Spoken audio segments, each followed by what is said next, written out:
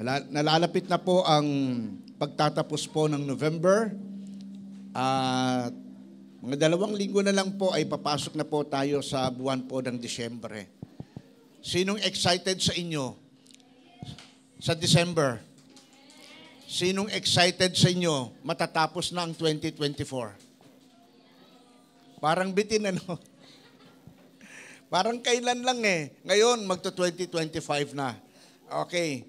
At habang ang panahon ay patuloy po na dumarating, hindi mapipigilan po ang pagdagdag ng edad. Purihin ang Lord. Amen. At tapat po siya. Today, ang atin pong pag-uusapan o ang atin pong topic ay I do. Sino sa inyo ang ikinasal at nagsabing I do? Yung opo, pastor, I do. Di ba? Sino sa inyo ang gusto ring sabihin isang araw ang salitang I do? Pero binigyan ko po siya ng parang acronym, I do. Intentional Discipleship Order. Okay ha? I do. So buksan po natin ang ating banal na kasulatan sa aklat po ng Luke 14, verses 26 to 27. Sabi po niya, If any man come to me and hate not his father and mother and wife and children and brethren and sisters, yea, and his own life also, he cannot be my disciple. Ang bigat ng dating, ano? Tinignan ko sa Tagalog, napopoot. Pero ang sabi ko, God is a loving God. Pero sinabi po niya ito. So tingnan po natin bakit. And sa verse 27, mayroon po siyang dinugtong. And whosoever doth not bear his cross and come after me cannot be my disciple. Yung isa, ang sabi niya, he cannot be my disciple. Yung pangalawa, cannot be my disciple. Pareho lang po. Yung nagmamahal, sabing ganon, sa kanyang mga magulang, sa iba, sa kanyang sarili, nang higit sa akin, hindi karapat-dapat sa akin. At ang sino man ayaw niyang pasanin ang kanyang cross, hindi rin magiging aking disipulo. Alam niyo ba ang dahilan kung bakit nasabi ng ating Panginoong Hesukristo ang mga talatang ito ay dahil merong isang kwento, parabola, na mayroong isang master na nagbigay ng invitation. At yung invitation na yon ay pinamigay po niya doon sa mga elite na tao. Ibig sabihin yung mga taong kilala sa lipunan. At itong master na to ay pinaghandaan po niya ng isang maganda, masarap, bongga-bonggang salo-salo. A great banquet, sabing gano'n ng sumunod na talata. At ito po ay isang dinner time. Parang isang party na ginawa sa gabi. At nung dumating na ang araw that everything was being set forth, ayos na ang lahat. Ang sabi niya sa kanyang inutusan, o puntahan mo na yung mga aking inimbitahan. At pagdating po niya ron, inisi-isa niya, at mayroon pong 3 nagsabing, excuse me po, hindi ako po pwede. Sabi ng bakit? Kasi ang sabi ng isa, kabibili ko lang ng lupa at titignan ko yung lupang yon. Ang sabi niya kung ano ang pwede kong gawin. Tatamnan ko ba ito ng mga punong kahoy na namumunga o ng mga gulayin? Kaya ang sabi niya, pupunta muna ako ron. Kaya ang sabi niya doon sa inutusan, pakisabi na lang po, excuse me po. At yung isa naman pinuntahan niya, the same thing, excuse me po. Bakit? Sabi nun, kabibili ko lang, ang sabi niya, ng mga baka na pang-araro at tetestingin ko muna doon sa lupain para makita ko kung papaano ito makakaararo sila ng maayos. Kaya pakisabi na lang doon sa invitation, excuse me po. And the third one, ang sabing ganon, bro, kakakasal ko lang. Pagkatapos, sabing ganon, Yung isa, titignan ko muna yung lupa, testingin ko kung ano yung pwedeng itanim doon, at yung isa naman, testingin ko rin yung aking mga biniling pang-araro, at yung isa, testingin ko rin yung aking asawa. So, tatlong testing lahat yon, puro excuse me po. Hey, mag-honeymoon muna kami. Kaya pakisabi, excuse me po. So, when the servant came back to his master and reporting everything that these people said, sa 21, nagalit yung master. Sabi niya, pinaghandaan ko kayo. Wala na akong ibang naisip kundi mga mabuti, masarap, i-enjoy ninyo. Pagkatapos, eto, binasted nyo lang ako. Kaya ang sabi niya doon sa servant niya, o sige, pumunta ka. Doon sa kung sinong makita mo dyan. At pagkatapos, invite mo. And then, the servant came back once again at ang sabi niya, Lord, I've done it. Pero kulang pa rin. Marami pa rin bakante. Okay, sabi niya, labas ka ulit. At pagkatapos tignan mo kung sino man ang nandun, yung mga mahirap, yung mga lumpo, yung mga bingi, yung mga pipi, at ang sabi niya, walang pag-asa sa buhay, let them come in. At matapos niyang sabihin yun, ang sabi ng verse 25, and there went great multitudes with him. Napakaraming mga tao. At kanya itong hinarap, and he turned and said unto them, if any man come to me, hate not his father and mother and wife and children and brethren and sisters, yea, and his own life, also he cannot be my disciple. So yun po pala ang dahilan. Bakit si Lord, sinabi niya ang ganong pananalita? So ano ulit yung pamagat natin? I do. There are 3 questions that I would want to answer you, to ask you, at sagutin lang po ninyo ito ng I do. Do you love God more than your family? Sabi niyo, I do. Hindi I do. Ha? I do. Dade, di, do, do. Okay, ha? Okay, do you love God more than your family? I do. Do you love God more than your friends? I do. Do you love God more than yourself? I do. Okay. Intentionally po, ha? Yung I do po natin. At laging, yan.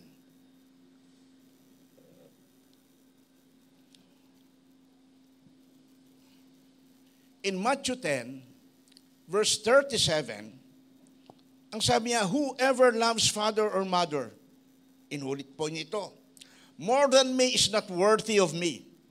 And whoever loves son or daughter more than me is not worthy of me. First, we must come to God without any reservation. Yung salita na, di muna ako mag-church ngayon. Kasi ang linggo, marami pa namang linggong dumarating. Pero ang pista, 1 beses lang sa loob ng 1 taon. Your excuse might be good, but not acceptable. Sa Lord, ang mga excuses natin, okay lang, pero hindi ka tanggap-tanggap.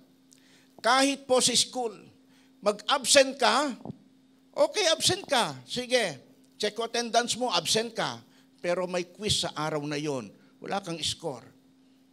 Alangan naman na lalagyan ko ng 100, di ba? Yung quiz mo, absent ka.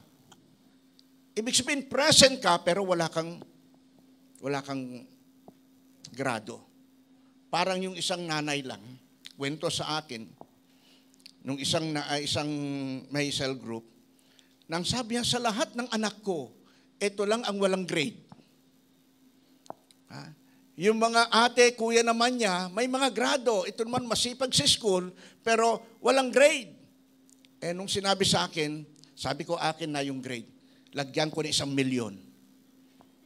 Ha? Siyempre, lagyan ko ng isa, then panay zero na ang mga susunod. Ewan ko lang kung hindi 100% o ano. So, we must come to God without any reservation. Dapat always Jesus first. Amen.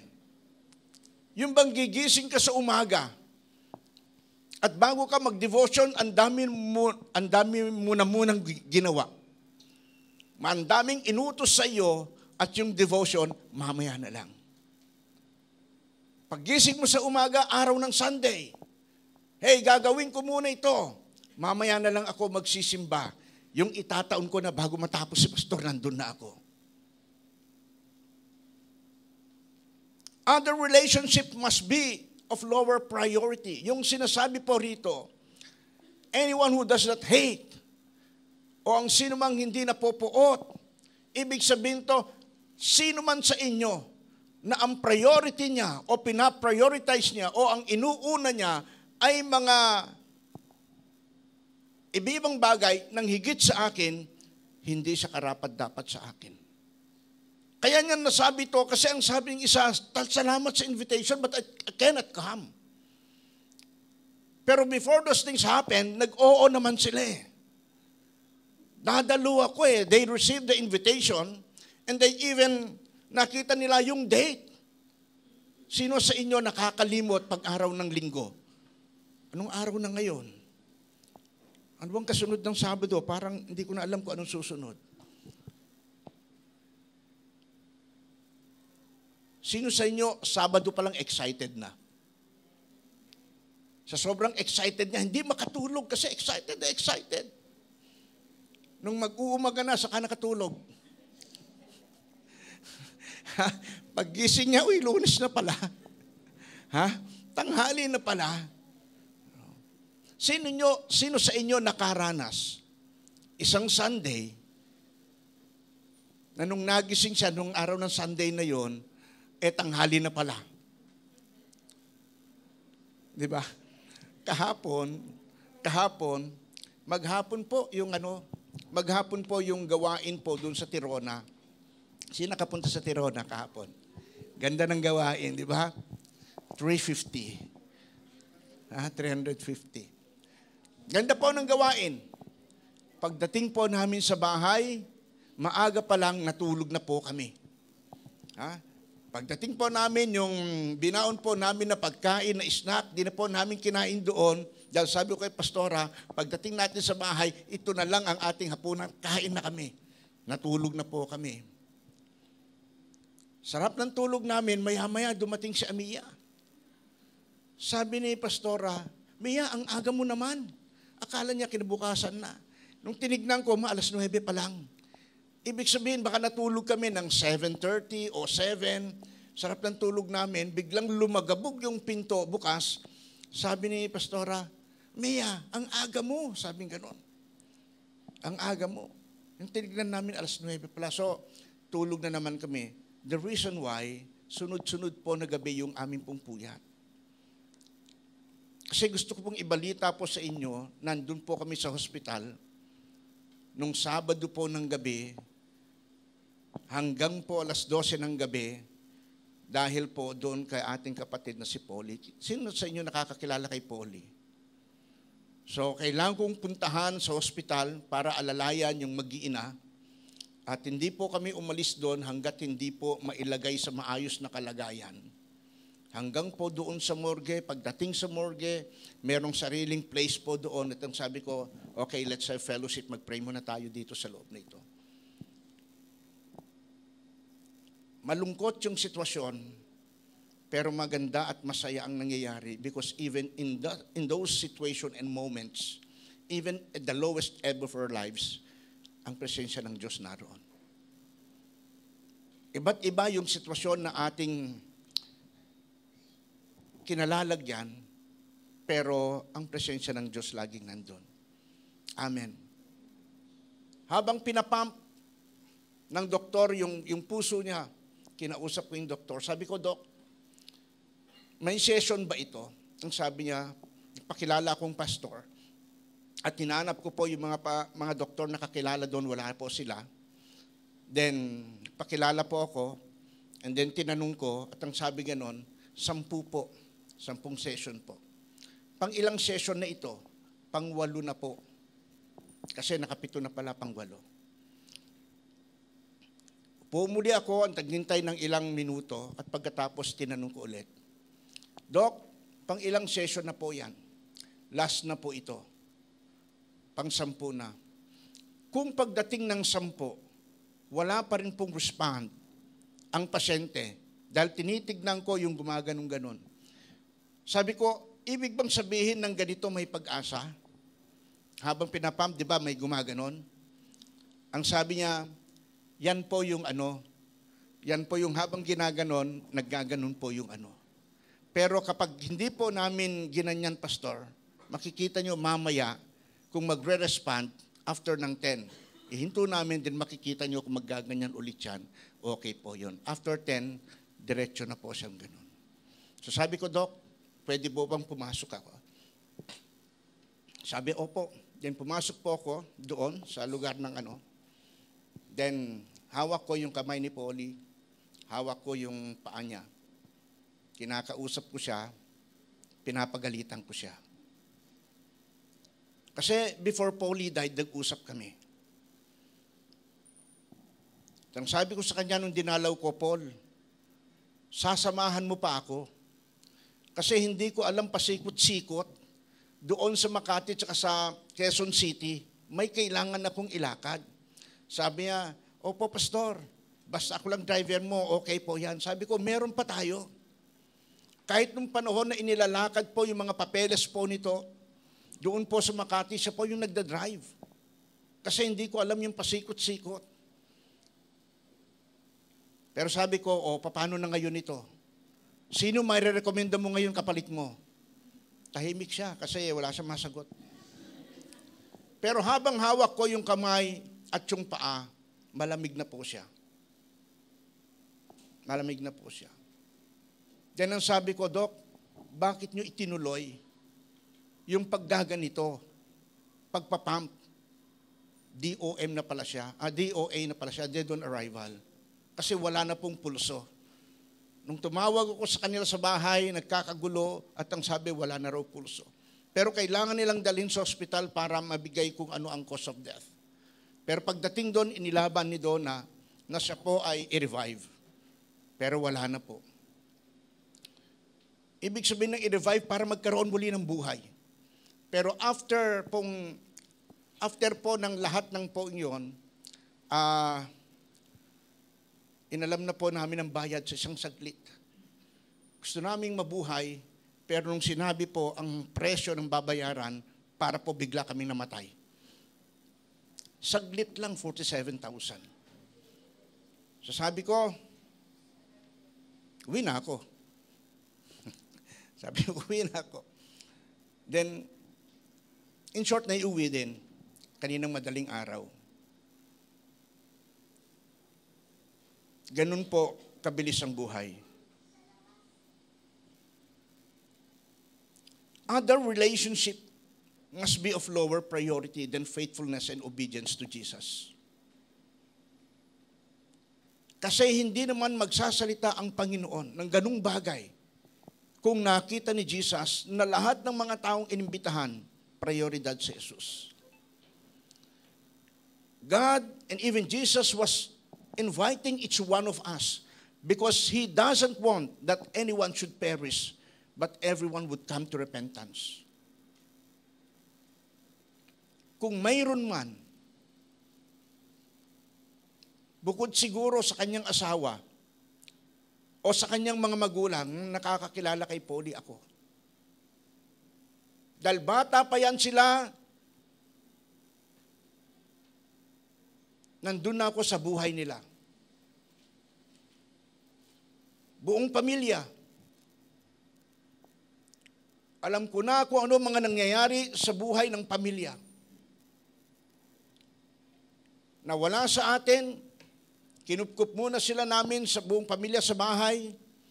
And then, pumunta ng gentry at doon po sila, nag-church na dahil sabi ko, dyan na kayo dahil nahihirapan kayo sa ano. Maliliit pa yan si Kiana. Si Kiana pa lang ang anak nila. Hanggang yung tatay, panayang pakiusap. Ang sabi niya, Pastor, bahala ka na sa pamilya ko.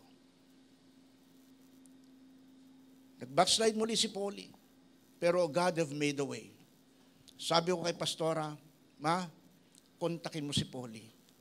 Meron kayong reunion ng inyong mga classmate nung high school sa Makati, hindi ko kayang ipag-drive kayo kasi hindi ko alam yan. Kontakin mo si Polly, nag-grab. At pagkakataon natin yan na muli natin makasama siya.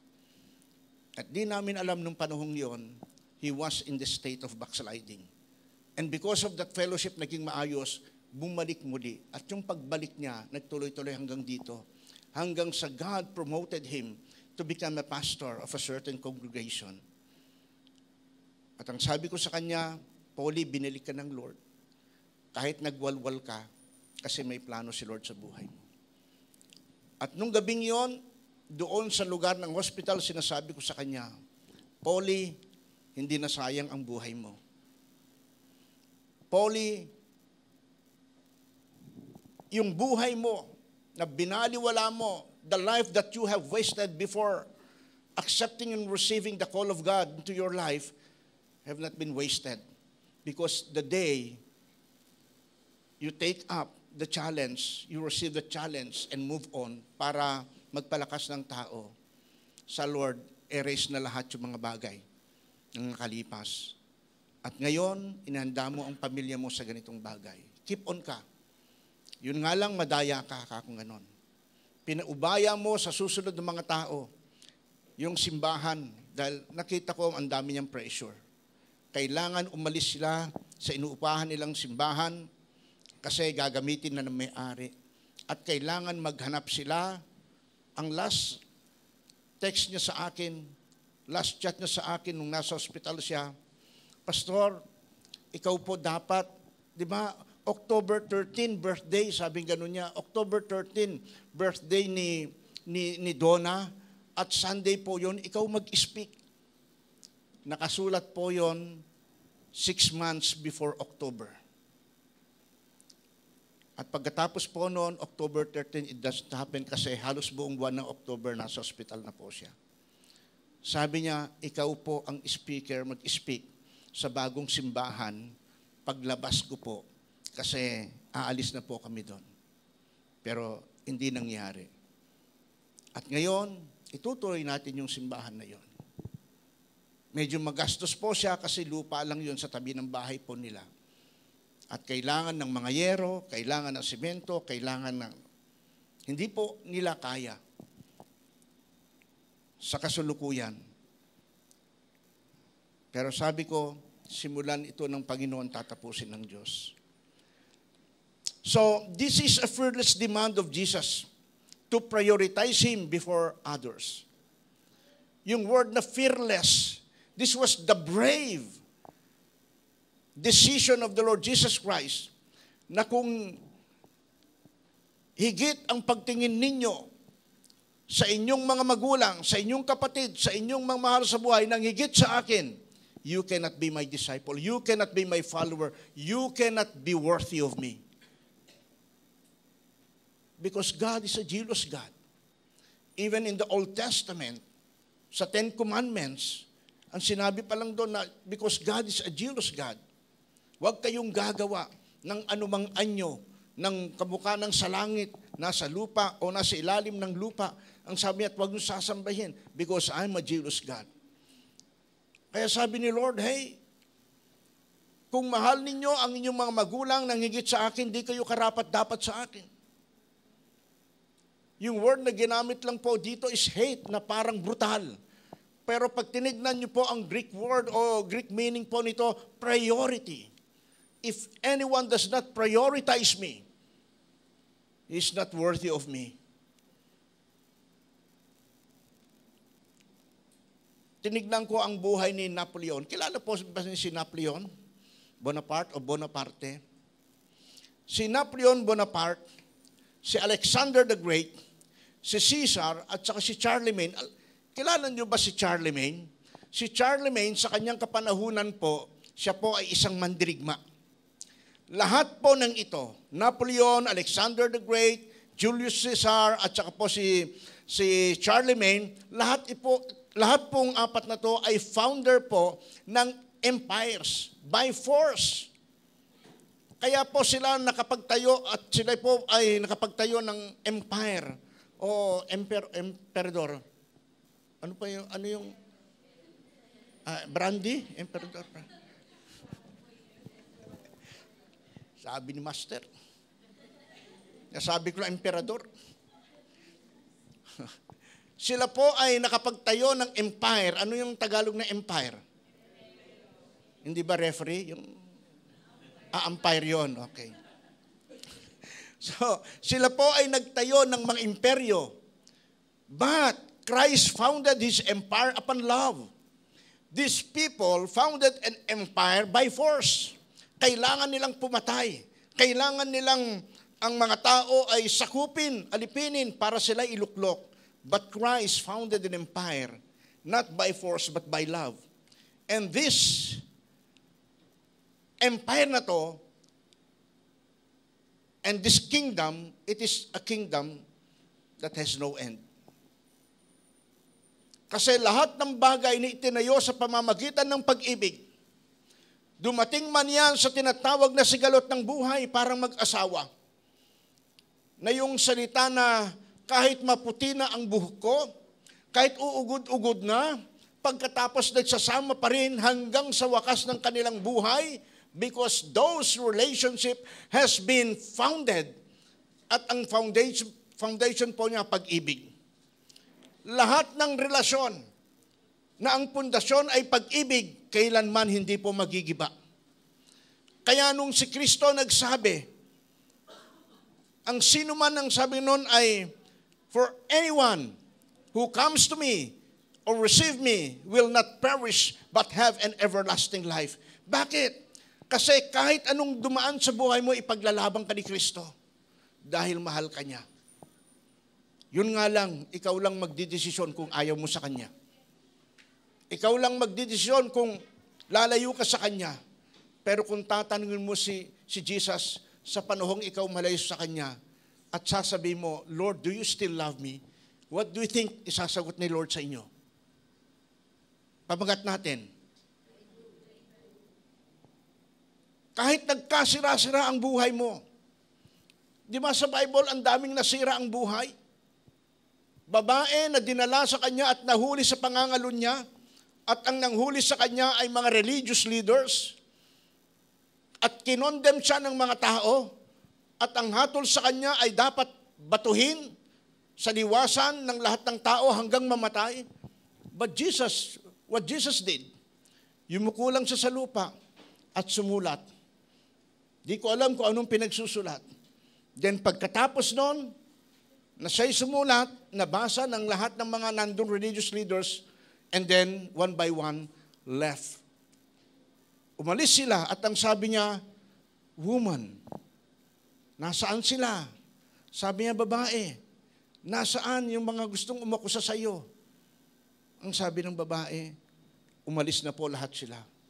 And Jesus told her, neither I, kahit ako, hindi kita ikukondena. But go and never sin again.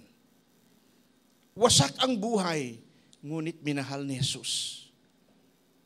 Kaya kahit tayo, dumaan man tayo sa iba't ibang sitwasyon ng buhay, because God loves you, pag-ibig na hindi natin kayang tumbasan, but God will still say unto you, because I love you. Do you love God more than anything? Parang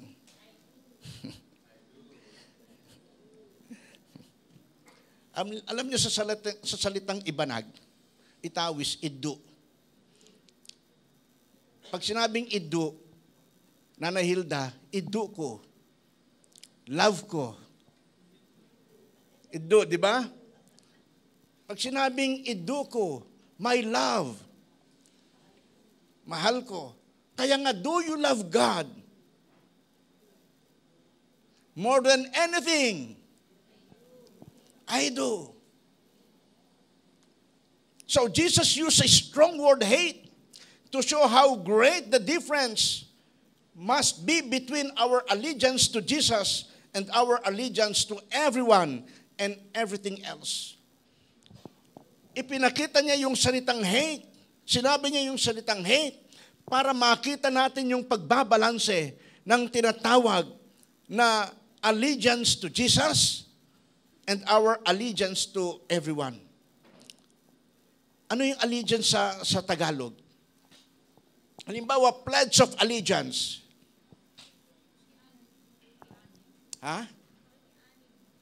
Pakikianib. Parang sabi ni Jesus, hey, mamili ka. Kanino ka aanib? Diyan sa mga taong yan na may katapusan o sa akin na walang hangganang buhay. Kaya maraming taong hindi nakakausad sa buhay. Dahil minsan, they love material things more than God. Di na baling walang simba, di na baling walang cell group. Basta ako kumita lang. Kaya dito ipinakita ng Diyos that you cannot serve God and the mammon. Hindi mo you cannot have the best of both. Kumita ka ng salapi, magpakayaman ka, it can be. Pero one day, pag nawala ka, paano na? Saan na napunta yung limpak-limpak na pag-aari mo? Na nung nabubuhay ka, ipinagdadamot mo kasi wala kang tiwala sa mga taong nasa paligid mo. Pero nung nawala ka, wala ka naman magagawa. Do you love God more than your friends? Talagang, yung sabay-sabay tayo, ha? Do you love God more than your friends? I do. Yung hindi makasagot, naunawaan ko kayo. Maaring hindi pa kayo handa. Job chapter 19 verse 19. Anong sabi niya? All my inward friends abhorred me, and they whom I love are turned against me. Sa Tagalog, lahat ng aking mahal na kaibigan ay nangiyayamot sa akin, at ang aking minamahal ay nagsipihit ng laban sa akin. You see, iniwan mo si Jesus, hindi sinabi ni Jesus na dahil iniwan mo ako, iiwanan na rin kita. Hanggat buhay ka, the love of God is still there. Pero pag patay ka na, the judgment of God, yan na po ang haharapin po natin. Sabi ko kay Polly, matapos iwanan ng doktor dahil tapos na yung pagre-revive, kami lang dalawa nandun. Sabi ko, Paul, ang tindi ng love ni Lord sa iyo. Yung iba, sa kanyang karamdaman noong papatay na. Nung bahay pa si Polly, every Monday, meron po kami rito mga pastors, every Monday ng 7 p.m., pinaghahandaan kami ni Ate Alma at ni Chin ng pagkain dito sa mga pastors natin. Every Monday po yan. At nag-uusap-usap po kami sa direksyon po ng ating simbahan. At ang sabi ko sa mag-asawa, Donna at Polly, pareho kayong may iniindang karamdaman. But then, hindi ba kayo nagtataka na ilang beses na kayong naoperahan, pinagtatanggal na bahagi ng inyong katawan, and then buhay pa rin kayo? Sabi ko, it is because hindi pa tapos ang Diyos sa inyong ministeryo. But now, Paul, kung ganon, God have seen your faithfulness. Because last Sunday, 2 weeks ago, pumasyal ako sa bahay nila dahil hindi maka-attend sa simbahan. Dating ko roon, maga ang buong katawan. Manas, mula ulo hanggang paa. Ang sabi ko, kumusta ka na ngayon? Sabi niya, Tay, sinikap kong umupo dahil sinabi sa akin, papunta kayo. O, kumusta ka ngayon? Okay na ako, Tay. Sabi niya. Kaya mo bang tumayo? Opo. Maya-maya narinig niya yung kanyang mga kapatid, mga pamangkin, na nagyayaya na kumain sa labas. At ang sabi niya, ako na po magdadrive para sa inyo. Doon sa kanyang mga mahal sa buhay. Alalayan lang ninyo ako sa paglakad, sabi niya. Pero pag nakaupo na ako sa sasakyan, ako na bahala. Iniwan ko na sila, hindi ko alam kung natuloy o hindi. Pero last Saturday night, hindi pala kagabi, Friday, hindi, Saturday na, di ba? Ha? Friday? Friday, kasi sabi ko may gawain. Kinausap ko yung mahal sa buhay. Nung nandun ba ako, ipinag-drive ba kayo? Kakong ganon, ng tatay nyo, para doon sa usapan ninyong magpipinsan at magtitiya. Opo, si daddy po ang drive pa rin sa amin. And last Sunday, umattend siya sa gawain. Yun nga lang nakatutok sa kanya, yung electric fan. Dahil kung wala yun, yung kanyang hininga, ang sabing ganon ay parang napuputol. Before he died, hindi namin alam kung bakit ganon ang prayer namin mag-asawa. Itong week lang, before he died, tinignan namin yung mga CG na kung saan doon sa bilong, ni-remove na namin. But we never know na ganun pala ang mangyayari. In short, parang God have prepared all those things. Tinanggal namin yung alam namin na hindi na makakasunod at isa siya sa aming tinanggal. Pagkatapos po nun, parang ngayon lang nangyari, gabi, eto na yung dumating na sitwasyon. We bargain. The Lord, pwede ba buhayin mo siya? Muli. Pero hindi ko alam kung tama panalangin ko o hindi. Kasi hindi ko na ipag-pray, Lord, pagalingin mo siya. Kasi kung siya'y gumaling, siya'y mabubuhay. Pero kung buhayin siya at nandun pa rin yung karamdaman, magpapatuloy pa rin. Kaya minsan, maging sa prayer, maging maingat tayo. Baka sa prayer natin, emosyon lang. Di ba, emosyon lang. Kinausap ko mag-iina at ang sabi ko, eto na ang sitwasyon. At ang sabi ng ina, tay, hindi ko alam kung paano ko harapin ang sumunod na mga araw. Kasi si Polly po, kahit may karamdaman, lagi pong gumagawa ng paraan yan, makakain lang kami. Kahit may karamdaman yan, magtatanong yan sa mga kapitbahay, meron ba kayong gustong ipagawa? Lahat ng trabaho alam niya. Alam mo sa tao na gustong makakain, kahit hindi niya alam, alam niya lahat yan. Pero sinisikap niya. Sinisikap niya. Ang sabi, paano na po kami ngayon? Ang sabi ko, don't ask me, ask God. Maaring maganda ang plano ko sa inyo, pero mas maganda ang kinabukasan mo sa piling ng Panginoon. Sa Diyos kayo umasa. Ngayon, naglambing. Hindi si Polly ha, naglambing. Pas, sabi doon sa ano niya, o sa inyo dyan, pwede ba magdala kayo ng mani? Adobong mani. So sabi ko, sino bang kakain? So siguro para sa mga tao. Mamaya magbigay po tayo ng extra offering para po sa kanya. Hindi po iba si Polly sa atin, pamilya po natin siya. Si Job ang sabi niya, lahat ng aking mahal na kaibigan, it's not just kaibigan. Lahat ng aking mahal na kaibigan ay nangayayamot sa akin. At ang aking minamahal ay nagsipihit laban sa akin. People whom he considered friends at malalapit sa kanya, sa panahon ng kanyang sitwasyon na yon, nagsilayo sa kanya. Kasi,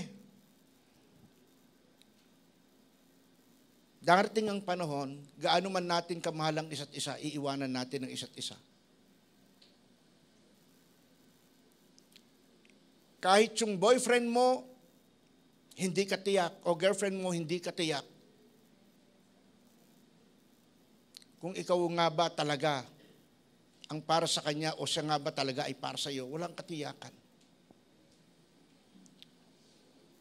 Yung pamilya natin, kahit gaano kamahal yan, iiwanan din tayo niyan someday. Yung pera mo, kahit gaano karami yan, mauubos din yan someday. Pero si Lord, kailanman di ka iwanan. Kailanman si Lord, hindi nagpabaya.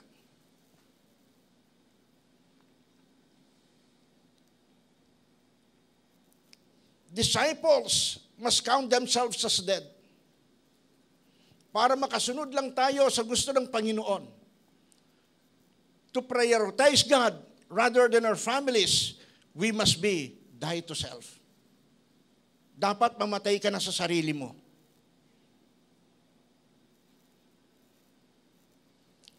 Hanggat buhay ka pa, lagi kang takot sa kamatayan. Kasi buhay lang ang takot sa kamatayan. Meron bang patay na takot sa kamatayan? Nasasabihin mo, oy, mamamatay ka na. Patay na nga eh. Haharap ka na sa Diyos. Wala nang pakialam yun. So you need to be dying to self para di ka na takot sa kamatayan. Kaya yung mga takot sa kamatayan, mga buhay pa yan. Pero yung mga patay na, tayo nyo sa takot ka ba mamatay? Ano isasagot sa iyo ng ano? Ng patay na? I do ba isasagot sa iyo? Di ba? Hindi na. Kasi patay na siya. And lastly, do you love God more than yourself? John 12, verse 25. Ang sabi niya, whoever loves his life loses it. And whoever hates his life in this world will keep it for eternal life. Ang sino mang nagmamahal sa kanyang sarili ay hindi karapat-dapat sa akin. Ang sino mang nagmamahal sa kanyang buhay, mawawalan nito. Pero nagmahal ka ng Diyos ng higit sa plano mo, sa decision mo, more than yourself, more than your ambition, more than your vision, or more than your profession. Ang sabi ng Panginoon, if you love God more than all of this, then you will have it. Kasi plano ni Lord yun eh. There was a time, di ba, sa Bible, when Solomon was 15 of age, God asked him, sabi niya, Solomon, anong gusto mong bigay ko sa iyo? Because you are now to begin reigning these people, Israel. At si Solomon na nag-pray ng gusto, din ang sabi niya, Lord, give me wisdom. Kasi hindi ko alam kung paano pangunahan ng mga taong ito, mga tao mo, kung wala akong karunungan. At ang sabi ng Lord, na-bless si Lord kay Solomon. Ang sabi ni Solomon, ang sabi ni God, Solomon, sapagkat karunungan ang ibinigay mo, ibibigay ko sa iyo. Hindi ka humiling ng kamatayan ng mga kaaway mo. Hindi ka humiling ng maraming pera. Hindi ka humiling, ang sabi no, ng katanyagan. Pero dahil wisdom ang hiniling mo, ibibigay ko sa iyan, at lahat ng hindi mo hiniling, ibibigay ko sa iyo. Kasi na-bless si Lord doon sa kanyang kahilingan. So to bear your cross means you must be ready to take the risk. You must be ready to sacrifice, and you must be ready to the result of all those things. At all cost, dapat handa tayo. Paano kung ang resulta ng pinagagawa sa iyo ni Lord hindi mo magustuhan? Hindi ba kalooban ni Lord John? Paano kung ang pinagagawa ni Lord ay baliktad doon sa kagustuhan mo? Hindi ka na ba mahal ni Lord? So you have to bear the cross that God has given us. Kasi this is how to show our devotions and love to Jesus. Kahit ayaw mo, Panginoon, at ito gusto ko, aayawan ko rin yung gusto ko. doon sa ayaw mo, doon ako makikinig. Pero kung ito gusto mo, ayaw ko, doon ako sa gugustuhin mo. That is taking the risk. So carrying a cross always led to death. When God said, Luke 9:23, ang sinuman, di ba? Luke 9:23, if anyone wants to carry, if anyone wants to follow me, he must take up his cross daily and follow me. Deny himself, pick up the cross and follow me. Kasi makakasunod lang tayo sa Panginoon if we deny ourselves. Makakasunod ka lang sa Panginoon kung lilimutin mo ang ukol sa iyong sarili. Pag sinabing ukol sa iyong sarili, lahat ng pangarap mo nang hindi mo pinaubaya sa Panginoon at sarili mo lang yun at i-embrace mo, time will come, you will lose all those things. But God, this is my ambition. This is the thing I want to happen into my life, but not my will be done but yours. One day you will have it. Sabi ni Lord kay Solomon, lahat ng hindi mo hiniling, ibibigay ko sa iyo. Kasi ang hiniling mo, napakabuti, wisdom. Sa book of Proverbs, punong-puno po na word na wisdom. That even wisdom, even in the street, speaks. So carrying a cross always led to death. No one carried a cross for fun. Walang sino man na bubuhatin ko ang cross na to kasi trip ko lang. Kaya nga yung mahal na araw, di ba, ang daming bumubuhat ng cross? Trip lang ba nila yon? O because of their faith, na kapag ginawa ko ito, hahampasin ko katawan ko, magdurugo yan, maiinitan ako ng araw. Kasi ang reason nila, kapatawaran ng kasalanan. Kaya walang sino man carry ng cross just for fun. Because in the time of the Lord Jesus Christ, those who carry their cross led to death. Kamatayan kasi yun. Yun po ang tinatawag na penalty of sin o death penalty. So if someone took up his cross, never come back. It was a one-way journey. When Jesus carried up his cross, it is a one-way journey. Saan siya patutungo? At the mountain of death. It was a mountain. It was not a mountain of transfiguration. It was not a mountain of glory where Jesus fed the 5,000 men. It was not a mountain of transfiguration na nakita si Moses and Elijah. It was not a mountain of victory when Elijah ay nakapagduelo doon po sa mga prophets of Baal. But it was a mountain of death at that cross of Calvary. Jesus took the cross, his cross. At alam niyo, yung cross na yun na pasampasan niya, it was me, it was you, it was us. Lahat ng sin natin, dala-dala niya at the cross. At the cross. Kahit di ba doon sa encounter natin, kita nyo, punong-puno yan ng, dati punong-puno ng mga papel yan. Baka nandyan pa nga yung pangalan mo eh.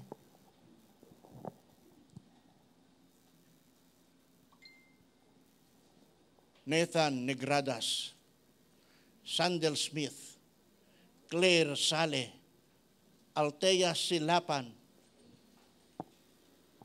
You have been carried by God. Diba? Andiyan yung mga pangalan, yung iba nga lumipad na eh. Ha? It is a one-way journey.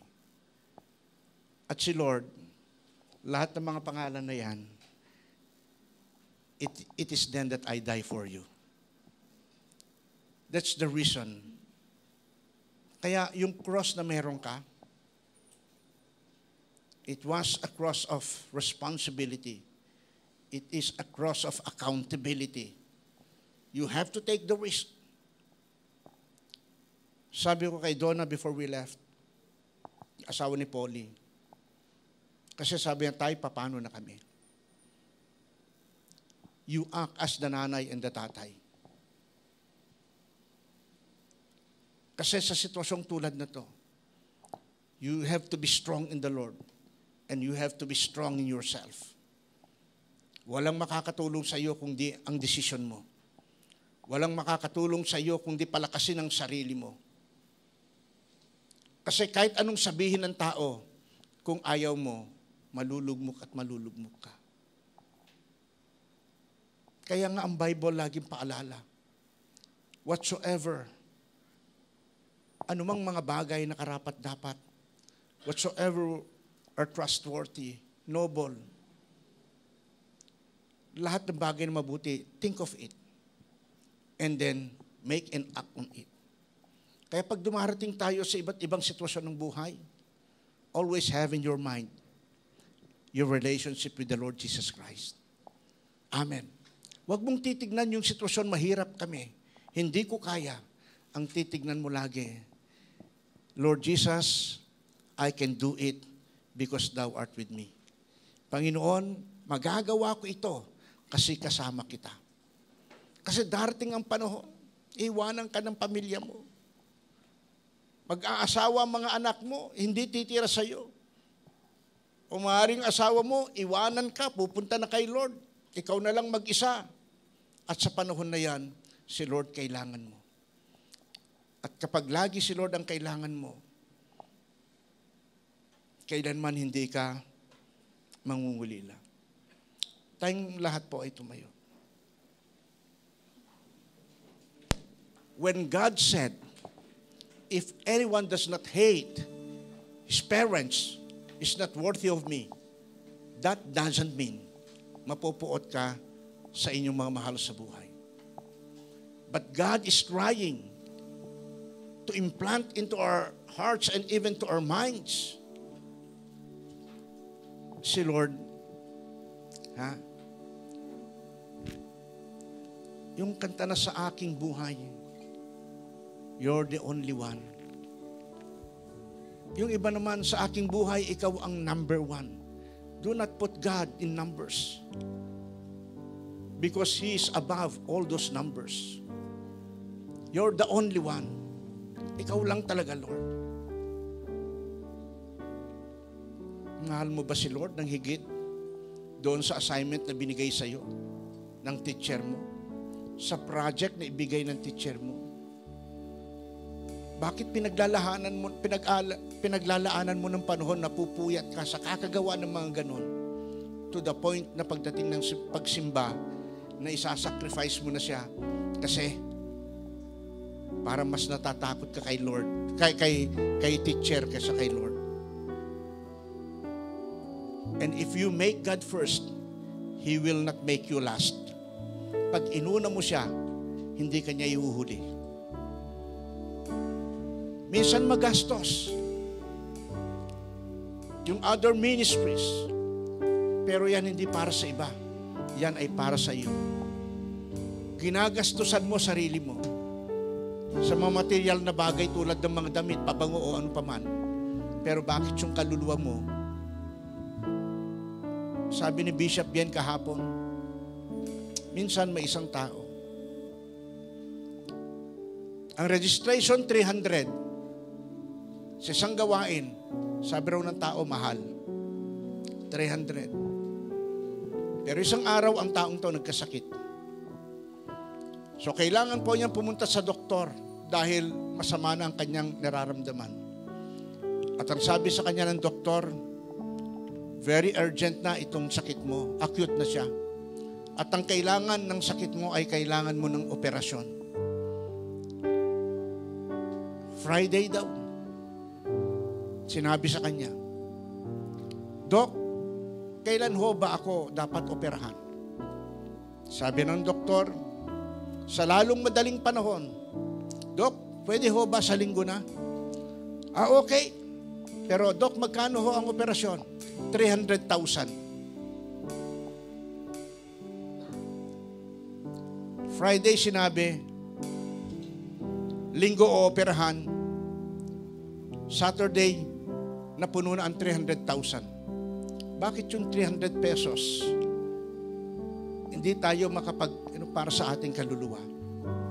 Pero pag uoperahan na dahil sa kamatayan, ilalaban natin kahit malaking halaga.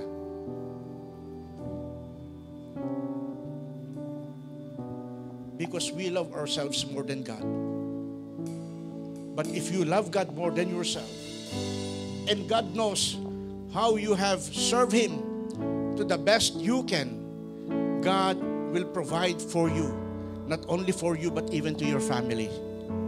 Because kung gaano mo kamahal ang iyong pamilya, gaano mo kamahal ang iyong sarili, mas higit ang pagmamahal ng Diyos sa pamilya mo, sa sarili mo.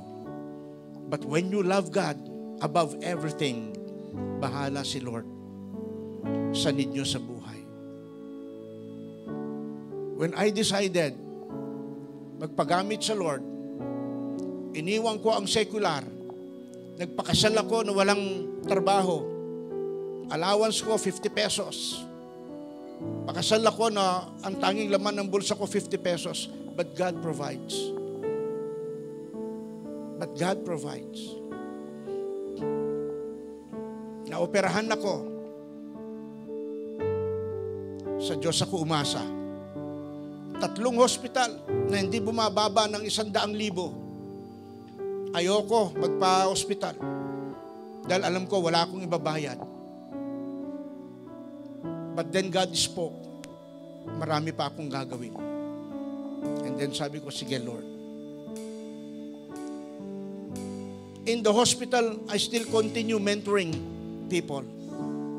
Natawagan ko, while I was in bed, tinatawagan ko mga pastor, and I was sharing to them to expand and to grow their church. Yung isang pastor magkasawa nasa Mindoro. Sabi na, Pas, nahihirapan kami sa kalalagayan mo. And here you are. Minementoran mo pa rin kami. Sabi ko, kasi baka hindi ko na magawa ito after ng operation. Pero habang ako hindi pa hinihiwa ang tiyan ko, I need to say this to you. Because this is the only legacy that I would even iwanan sa inyo. But if God willing, na muli akong mabuhay, ipagpapatuloy natin ang mentoring. Kumilos ang Panginoon. 3 hospital. Walang utang. Binalikan ko yung doktor. Sabi ko, Dok, chinek up niya ako after a week. Pagkatapos nun, sabi ko, before I leave this room, Doc, mag-pray muna tayo. Patapos namin mga prayers, sabi ko, Doc, magkano ang babayaran ko sa iyo? Alam mo, sabi ng doktor, Pastor, wala kang babayaran. Ako pa magbibigay sa iyo. Sabi ko, Doc, bakit? Kasi yung 1,000 na babayaran mo sa akin, walang katumbas doon sa prayer na ako ay dinala mo sa panalangin. Tinayawan ko lang kung anong dapat kong tayuan. If you are a Christian, just being a Christian, do not compromise kahit kapalit pera. Kung mananampalataya ka, kahit anong i-offer ng mundo, na ito'y makakasama sa buhay mo, huwag mong isugal ang buhay mo sa ganung bagay. Because you have a God that owns everything, including your life. Kahit anong masasakit na marinig mo sa kapatid mo, sa kapatiran, doon sa superior sa iyo, try to evaluate it. Kung ito'y sa kabubuti mo, thank God. There are times I've seen a lot sa inyo na minsan iniiwan nyo, family nyo, dahil sa ministry. Nangyari din sa akin ng mga panahon na yon. But then because of serving God, because of loving God, nakapagpatuloy ang gawain. Si Pastor Dang wala rito. Nag-speak siya sa ibang simbahan, inatid ko. Dumating yung panahon, ikakasal na lang po kami ng December of 1989, I think. Nagtago po siya. Iniwan ako, hindi natuloy ang kasal. But never na nagtanim ako ng sama ng loob. Sabi ko sa isip ko, Lord, siguro hindi pa ako handa. I never put the blame sa kanya. Umuwi ako sa province, sinabi ko sa mother ko, ma, hindi tuloy ang kasal. Supposedly, ang kasal po namin, December 21. Pero December 19, umuwi ako. Pagdating ko sa bahay, inihanda na po ang lahat ng mga dadalhin po rito sa province. Then ang sabi ko sa mama ko, ma, hindi tuloy ang kasal. Sabi niya, bakit? Parang hindi pa ho ako handa. I never said, yung babaeng pakakasalan ko, pinagtaguhan ako. I never said na yung babaeng pakakasalan ko at minahal ko, bigla akong iniwan sa ere. Ang sabi ko, ma, hindi pa ako handa. Hanggang sa namatay ang nanay ko hanggang ngayon, di niya alam na ganun ang reason ko. Na kaya hindi natuloy yung kasal namin noong panahon na yon kasi nagtago si Pastora. That was 1989. Hanggang ngayon, tagal ng patay ng nanay ko, hindi po niya alam. Sa inyo po lang sinabi ito. It is because of purpose. Mahal ko ang family ko. Pero iniligtas ko rin ang isa kong mahal. Kasi if you hate your family, kapopuotan mo as to what was written, ibig bang sabihin, aawayin mo? It's not. But, always prioritize God in everything. Kung sinabi ko ang lahat ng sitwasyon sa magulang ko, sitwasyon ni Pastora Dang, baka hindi nila natanggap si Pastora. O baka magsalita sila at lalong malayo sila sa Panginoon. But because I love God, I have prayed, ano po, Panginoon, dapat kong sabihin. Mahal ko sila eh. Pero mahal ko po kayo, Lord. Hindi ko sinabi because I hate them. Sinabi ko because I love them. But I prioritize God. Na ayoko na may mga ibang tao na magalit sa kapwa nila tao because of the things they've done to me. Kaya nung ikinasal kami ni Pastora, tuwan-tuwa ang mother ko. Ang sabi niya sa wakas, mayroon din nagmahal sa iyo ng totoo. At tinarap ko si Pastora ng that time at ang sabi ko sa kanya, pag ako hindi mo pinakasalan, 3/4 of your life, you will lose it. Pag di mo ako pinakasalan, lugi ka.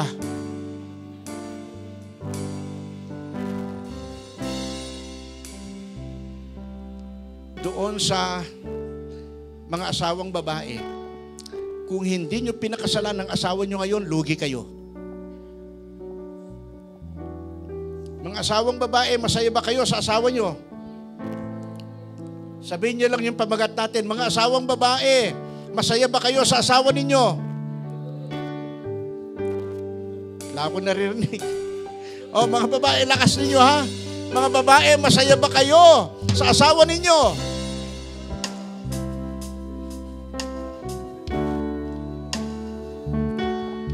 Alam nyo, yun po ang sikreto to win the world. That is the secret word to win people. Kasi people will always look at you, at your family. When you say unto them, God loves you, titignan nila yung relasyon yung mag-asawa.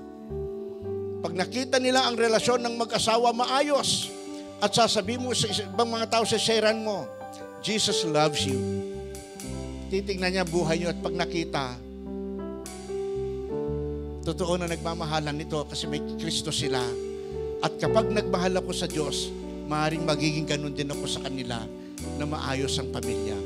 If you love God more than anything else, maayos ang pamilya. At yung pangangailangan natin sa lapi, kusang darating yan. nang hindi mo alam kung papaano.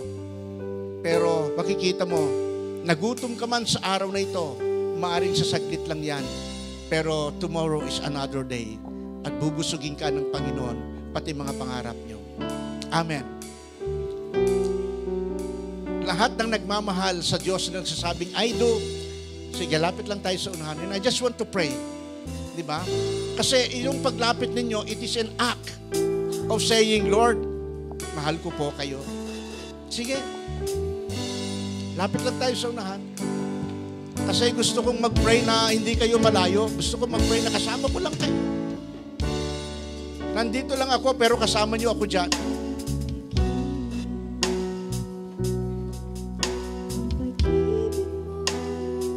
Eman, alika rito.